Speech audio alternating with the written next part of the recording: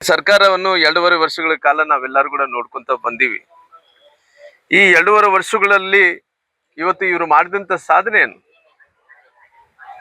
ಇವತ್ತು 2.5 ವರ್ಷಗಳಲ್ಲಿ ಬಹುಶಃ ನಮ್ಮೆಲ್ಲರೂ ಕೂಡ ಬಡವರಿಗೆ ಗೊತ್ತಿದೆ, ಬೆಲೆ ಏರಿಕೆ ವಿಚಾರದಲ್ಲಿ ಸಾಕಷ್ಟು ಯಾರು ಕೂಡ ಬಡವರು ಬದುಕಲಾರದಂತ ಪರಿಸ್ಥಿತಿಗೆ ಎಲ್ಲವನ್ನು ಕೂಡ ಬೆಲೆ ಏರಿಕೆನ ಜಾಸ್ತಿ ಮಾಡಿದೆ.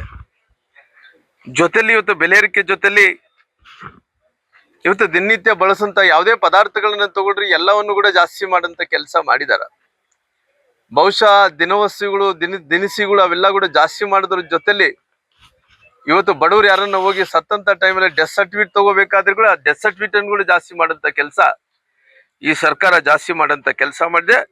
ಇವರು ಸರ್ಕಾರದ ಸಾಧನೆ ಏನಪ್ಪ ಅಂದ್ರಿಗಿನ ಇವೆಲ್ಲವನ್ನು ಕೂಡ ಜಾಸ್ತಿ ಮಾಡಿಕೊಂಡು ಬಡವರ ಮೇಲೆ ಹೊರೆ ಮಾಡಿ ಇವತ್ತು ಈ 2.5 ವರ್ಷದಲ್ಲಿ ಮಾಡಿದಂತ ಸಾಧನೆ ಅನ್ನಂತ ಮಾತನ್ನು ಕೂಡ ಹೇಳ್ಬೇಕಾಗುತ್ತೆ. ಏನು ಬಾಗಲಕೋಟೆಯಲ್ಲಿ ಬೈ ಎಲೆಕ್ಷನ್ ಏನ್ ನಡೀತಾ ಇದೆನೋ, ಇವತ್ತು ಬಾಗಲಕೋಟೆಯ ಭಾರತೀಯ ಜನತಾ ಪಾರ್ಟಿ ಅಭ್ಯರ್ಥಿ ಆದಂತ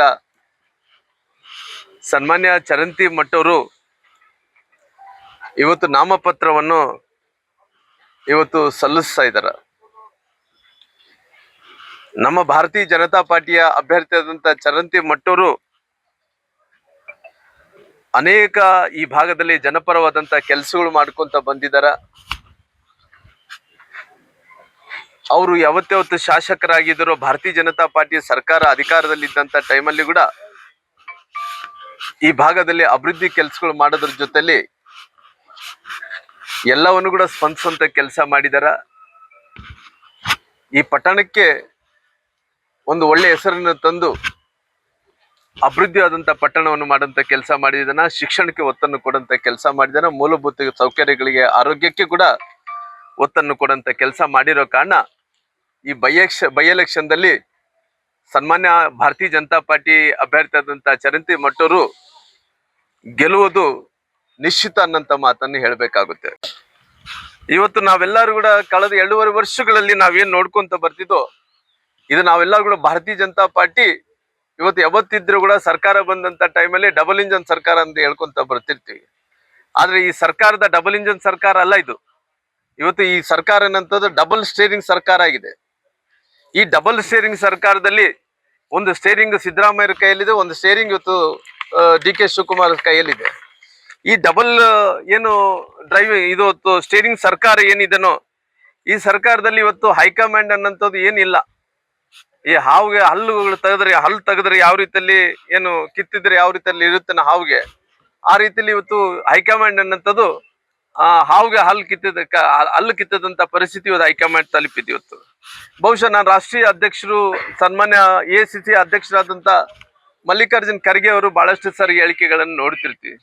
ಬಹುಶಃ ACC ಅಧ್ಯಕ್ಷರಾದ ನಂತರ ಇವತ್ತು ಇಡೀ ರಾಜ್ಯದಲ್ಲಿ ಇವತ್ತು ದೇಶದಲ್ಲಿದ್ದಂತ ದಲಿತರನ್ನಂತ ಮರ್ತಿದ್ದಾರೆ. ಆದ್ರೆ ಕೂಡ ಪರವಾಗಿಲ್ಲ, ಯಾವತ್ತನಾಗ್ಲಿ ಆ ಹುದ್ದೆಗನಾಗ್ಲಿ ಗೌರವ ಇರಬೇಕಾಗಿತ್ತಲ್ಲ. ಯಾವತ್ತನ ಮಾತಾಡಿದ್ರು ಕೂಡ ಅವ್ರು ಹೇಳೋದು ಒಂದೇ ಒಂದು ಏನಂದ್ರಿಗಿನ ಯಾವುದೇ ತೀರ್ಮಾನವನ್ನು ತಗೊಳ್ಳಿ ಅದು ಹೈಕಮಾಂಡ್ ತೀರ್ಮಾನವನ್ನು ತಗೊಂತಿದ್ದ ಅನ್ನಂತ ಮಾತು ಒಬ್ಬ ACC ಅಧ್ಯಕ್ಷ ಅಂತ ಮಲ್ಲಿಕಾರ್ಜುನ್ ಖರ್ಗೆ ಅವರೇ ಈ ರೀತಿ ಹೇಳಿಕೆಗಳನ್ನು ಕೊಟ್ಟಂತ ಟೈಮಲ್ಲಿ ಇವತ್ತು ಕಾಂಗ್ರೆಸ್ಸಿನ ಪರಿಸ್ಥಿತಿ ಏನು ಅನ್ನಂಥದ್ದು ಕೂಡ ಇವತ್ತು ಎಲ್ಲರೂ ಕೂಡ ಇವತ್ತು ಸಾಬೀತಾಗುವಂತ ಕೆಲಸ ಕೂಡ ಆಗಿದೆ.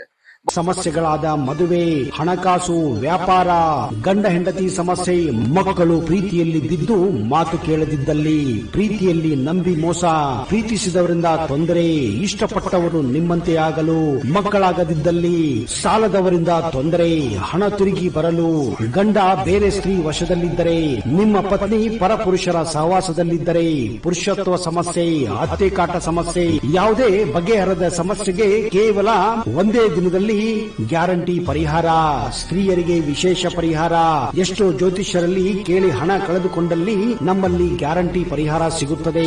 ಯಾವುದೇ ಸಮಸ್ಯೆ ಇದ್ದರೂ, ಎಂತ ಕಠಿಣ ಸಮಸ್ಯೆಗಳಿದ್ದರೂ ನಿಮ್ಮ ಜಾತಕ, ಫೋಟೋ, ಹಸ್ತಮುದ್ರಿಕಾ ನೋಡಿ ಭವಿಷ್ಯ ಹೇಳಲಾಗುತ್ತದೆ.